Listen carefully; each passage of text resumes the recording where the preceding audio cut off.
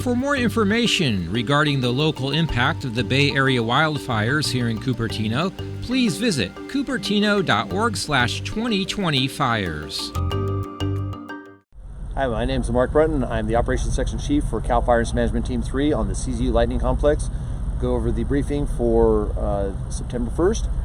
So a lot of good progress on the fire. Again, our area that we've been putting a lot of work, and we will continue to put a lot of work in the coming days, will be in the north zone of the fire near Butano Park. We have a lot of control lines being placed in still, and still active fire in that area.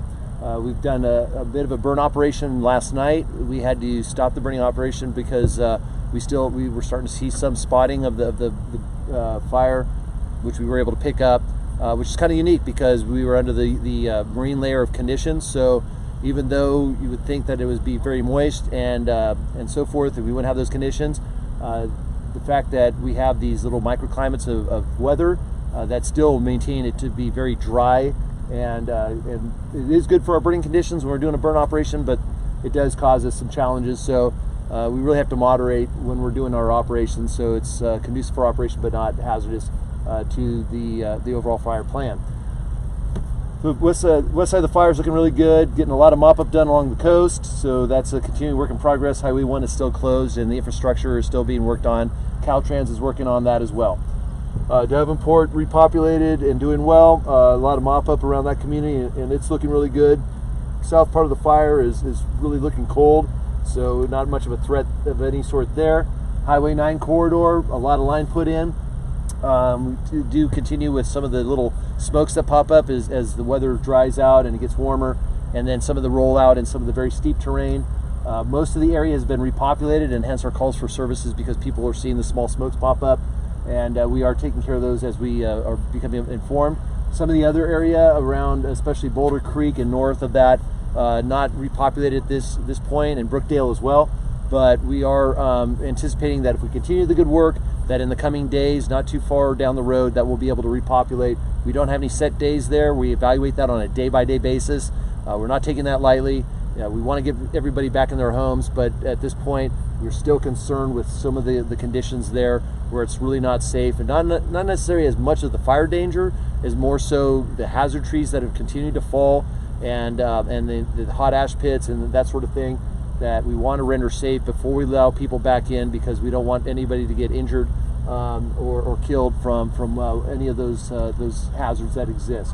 So we're mitigating those. We're working hard on that, and we're hoping that in the near future we're going to be able to repopulate the rest of that area. Bonnie Doon area, the same thing. A lot of hazards in there. A lot of continued work by the utility companies, and they're doing their best as far as putting that, getting electricity, power, the water, all that stuff back into play.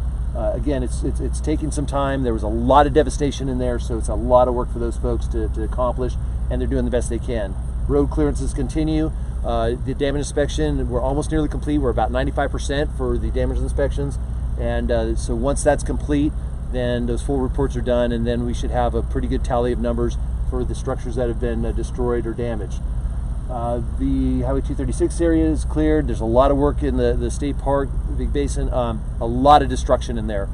So the park's going to have to do a big plan as far as not only rendering that safe, but getting it back on its feet. And it's going to be a long process based on the conditions and the destruction in that park, which is unfortunate. Our air program, again, with the weather, only able to fly small windows. Some of it, we are flying the PG&E helicopters, and they're setting power poles as part of their process. That's not deterring our firefighting aircraft. If we do need firefighting aircraft, we have a contingency plan where we can set their aircraft down so we can fly ours and take care of issues there. So far, it hasn't been an issue. We've been flying for the past day or so, and that's working out rather well. So that'll continue today, and hopefully finish up that operation with PG&E today. Our aircraft tend to be flying in the afternoon when the weather clears. Yesterday they were able to drop about 108,000 gallons of water. So down from what we were doing a few days ago, but still a pretty decent amount. And a lot of that is in support of the operations in the north and some of the hot spots interior. Also, some of the gallonage is down also because even though the aircraft are flying quite a bit in a small time frame, just the missions that are requested to fly are getting fewer and fewer. So that's good. That means we're extinguishing a lot of the fire and taking care of that. But in the north is predominantly where a lot of that work's being done. We still have the full complement of aircraft available to us, and we're utilizing them the best we can when we can. Overall, things are looking a lot better. We're making a lot of progress, and we're getting another day closer to getting the community back to normal. Thank you. For more information regarding the local impact of the Bay Area wildfires here in Cupertino, please visit cupertino.org/2020fires.